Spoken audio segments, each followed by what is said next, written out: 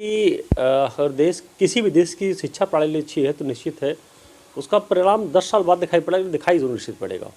और वही देश मजबूत होगा, वही समाज मजबूत होगा, वही क्षेत्र मजबूत होगा जहाँ पर शिक्षा को सुव्यवस्थित ढंग से हम लोग उसको फॉलो करते हैं।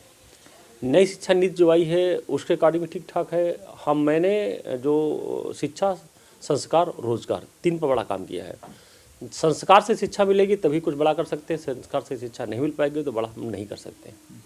तो शिक्षा मुझको लगता है हर व्यक्ति के लिए बहुत ज़रूरी है, और ख़ास करके सकारात्मक शिक्षा जो होती है, जो भाव होते हैं उसके, जो उसके संस्कार होते हैं, जो उसकी संस्कृति होती है, वो बहुत देश को और समाज को, व्यक्ति को बहुत बहुत बड़ा बनाती है। और उसको लगता है कि इसलिए शिक्षा पर विशेष ध्यान दिया है। अभी कल माननीय प्रधानमंत्री जी की माता जी का देहांत हो गया, तो इस पर आपकी क्या प्रतिक्रिया है? मुझको लगता है कि जिस तरह राष्ट्रभक्त और परिवार को कैसे सामंजस्य किया जाए, इससे बड़ा मिसाल दुनिया में नहीं हो सकती है।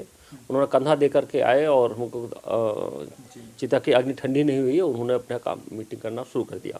कारण ये कि राष्ट्रभक्त, इतना बड़ा राष्ट्रभक्त एक बड़ा मैसेज दिया है कि हम लोग, एक छोटा सा होता है तो हम लोग 1 हफ्ता 10 दिन 15 दिन कोई उसको ले लेता है, शोक में डूबा रहता है। इसी तरह हम लोग अपने ऊपर भी अडॉप्ट करने की कोशिश करें। जब भी कोई मुसीबत, जब भी कुछ हमारे परिवार का जो भी फंक्शन होते हैं या कोई दुख आता है, तो उसको भी उसी तरह से मैनेज करते हुए और अपने समाज और अपने राष्ट्र के लिए लग जाना चाहिए। अभी भारत जोड़ो यात्रा बहुत जोरों शोरों से जो है वो चल रही है राहुल गांधी जी की। क्या लगता है आपका इसका कुछ इम्पैक्ट या इसका कोई इफेक्ट जो है वो 2024 के चुनाव पर? हाँ, मुझको लगता है राहुल जी जोड़ों की जगह तोड़ो ज़्यादा कर दिए हैं। जो उनके पास इसके पहले कार्यकर्ता जो लोग जुड़े हुए थे उनको भी तोड़ दिया है, क्योंकि जो उनकी भाषा शैली रही है वो विशेष तरीके से विशेष समाजों में कहीं नहीं, हर प्रदेश में एक कटुता को पैदा करती चली गई। इस वजह से जोड़ों की जगह तोड़ा का उन्होंने ज़्यादा काम कर डाला। कि सेना हमारी पिट रही है, ये एक बहुत बड़ा उन्होंने बात बोली। और उन्होंने कहा कि जो वीडियो वायरल हो रहा है वो पुरानी वीडियो है, सेना इस समय सुरक्षित नहीं है। तो इस पर जो है आपकी क्या प्रतिक्रिया है? देखिए, होता कैसे, सेना का मनोबल ही तोड़ते हुए ने क्या कहा है, सब सेना का मनोबल तोड़ने का मतलब हमारे जितने भी राष्ट्र को मानने वाले व्यक्ति हैं उनके अंदर मन में एक खटास, एक हल्की सी एक चिंता आएगी कि यार ये व्यक्ति बोल क्या रहा है, कर क्या रहा है।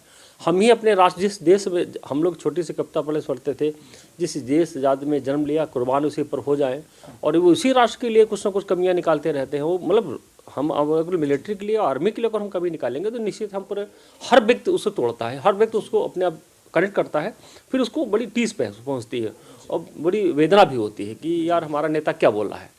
तो मुझको लगता है कि ऐसे बयानबाजी से बचना चाहिए इनको, और वरना आगे जिस तरह और धरातल में चले जा रहे हैं और फिर ये रसातल में चले जाएंगे। आप विधान परिषद सदस्य बने लगभग काफ़ी दिन बीत चुके हैं। सीतापुर की जनता को अगर एक रिपोर्ट कार्ड देना हो जिसमें आपके जो विकास से संबंधित हो, तो आपने क्या क्या कार्य किए?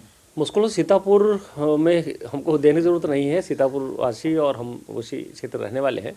सभी लोग खुद देख रहे हैं कि मैंने वृक्षारोपण के, गौ संवर्धन पर, प्राकृतिक खेती पर, नैमिषारण्य के उत्थान के लिए, नैमिषारण्य के विस्तार के लिए, नैमिषारण्य के डेवलपमेंट के लिए पूरी तरीके से काम किया है। मिश्रिक के लिए पूरा ज़बरदस्त काम किया गया है।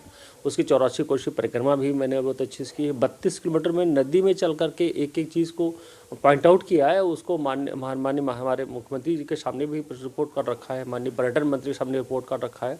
इसकी वजह से मुझको लगता है कि विश्व स्तरीय हमारा नैमिष और मिश्रिक बनने जा रहा है। काफ़ी लोगों के बीच में, और आपके जो कुछ खास लोग हैं या कार्यकर्ता हैं क्षेत्रीय हैं, उन्होंने कहा कि हमारे विधान परिषद सदस्य जी इतने सौम्य और सरल हैं कि वो जो है किसी को ना नहीं कह पाते किसी कार्य को लेकर के।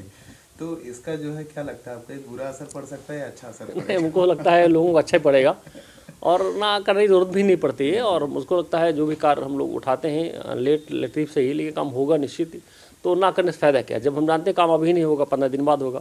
तो कुछ काम बहुत होते हैं जो तुरंत नहीं हो सकते हैं, लेकिन काम अगर सचारात्मक देखा जाए तो काम, हरे काम हो जाते हैं, आराम से हो जाते हैं। कोर्ट ने लगभग साफ कर दिया है अपनी दिशा निर्देश और दिशा दृष्टि को सरकार के हाथ में सौंप दिया है। नगर निकाय चुनाव में विलम्ब किस बात को लेकर के सरकार ने? मुझको लगता है कि सरकार जल्दी ही इलेक्शन कराने की पूरी कोशिश करेगी, और सरकार को जरूर करना चाहिए या कोर्ट को भी कर देना चाहिए कि जो पुराना हमारा आरक्षण चला आ रहा था उसको कंटिन्यू करके इलेक्शन तो करा लेनी चाहिए। मेरे विचार से ऐसा होना चाहिए। अब कोर्ट और सरकार क्या करती है इसको पता नहीं, लेकिन मेरे विचार से पुरानी आरक्षण नीति को अगर अपना लेंगे तो हमको लगता है किसी को एतराज़ नहीं होना चाहिए। आपको क्या लगता है व्यक्तिगत चुनाव है या इसका जो है सीधा असर लोकसभा चुनाव पर पड़ सकता नहीं, इसका असर लोकसभा पे पड़ेगा, कुछ परसेंटेज पड़ेगा, शायद निश्चित पड़ेगा।